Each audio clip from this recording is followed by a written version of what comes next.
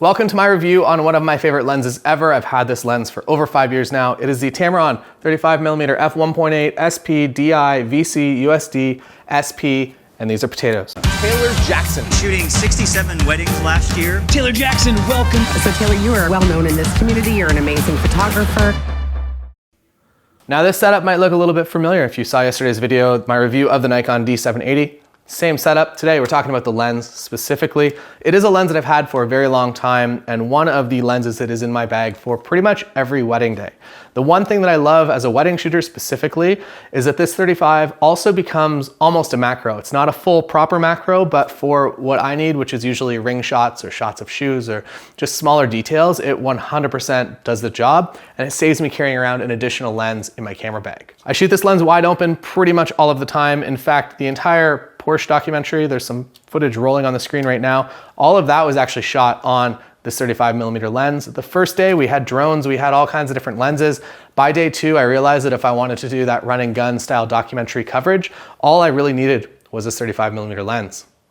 Now let's get into cooking some potatoes, some potato chips.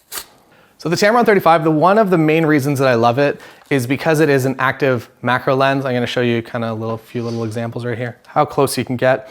One of the other benefits of any Nikon camera is that you can go quickly into DX mode, so from full frame mode to DX mode, and you just get that extra little bump. So from 35, you maintain the same focusing distance while increasing the millimeters a little bit, so you can get almost too close in a lot of cases. So it is very important that you stop down a little bit and don't just shoot everything just like completely wide open if you're at 35 in crop mode and super close. Otherwise, everything is just it's too shallow of the depth of field. But if you're shooting at like f8 and if say for instance it's a ring shot and you're able to put the camera down like this and focus, I find that removing the lens hood kind of removes a lot of the shadow because the focus point is right here. You're looking at like that, and if you have the lens hood on, you're almost halfway there. So you're gonna cause a little bit of shadow from this. So take that off and stop down a little bit to f4. Well, the lens is great and I shoot it a lot of the time just at 1.8, just wide open, and that's no problem.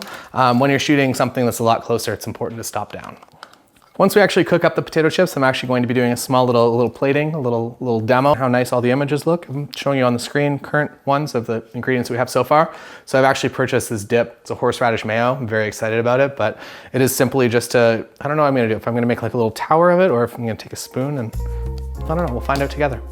All right, now for some regular wedding day coverage. This lens is always on my second camera body, especially when I'm shooting hybrid coverage on a wedding day. I am going to show you video clips of the lens because I feel like that gives a more true overall sense of the lens. All of these shots are handheld, and as you can see, the in-lens stabilization really does help make the footage look a lot more stable. We shoot in a warmer profile, but all of these shots are straight out of camera. I like the warmth that comes off this lens, and for weddings, we accentuate it a little bit by shooting shade white balance most of the time as well. At 1.8, my copy was perfectly sharp out of the box, but my friend Tim had to use the Tamron dock to calibrate his autofocus correctly. So while it is good glass, sometimes it just does need a little bit of help. And overall, I really like the natural vignette that comes off of this lens at 1.8. I choose to include it most of the time rather than getting rid of it in post. All right, here we are over here. I'm going to basically put these in for 3 to 4 minutes and just kind of stir them around, let them cook up. Then put them in here, and then I gotta go make the seasoning. All right, how's that look? It's starting to look like potato chip. Do a little flip. That's quite good. Little video clip. This is kind of how I shoot a lot of my stuff, that I'm shooting both photos and videos always simultaneously, which is why this Tamron lens is so important, that if you're in a commercial video situation or a commercial photo situation, that you're able to quickly do a video for them as well. And I feel like as a single vendor, if you're able to do that and you're able to save them money, especially a smaller kind of mom and pop shop type thing, everybody needs photos and everyone needs videos these days. So if you can do both, you're gonna get booked a lot more. The build quality is great, and this is the lens after 5 years of pretty heavy use. It's been to Antarctica on safari in Kenya and to a lot of destination weddings and beaches, and it still feels like new. There's no sand in any of the rings or anything like that. This really is my favorite all-around 35mm lens for Nikon digital SLR, even right now, simply because for me as a photo/video creator, I need in-lens stabilization on my Nikon digital SLR, and Nikon does not offer a prime that does that. at this time. I really love to shoot at 1.8 on wedding days because it helps me clean up the backgrounds when I just can't be in control of everything, and I just like the look a lot better too.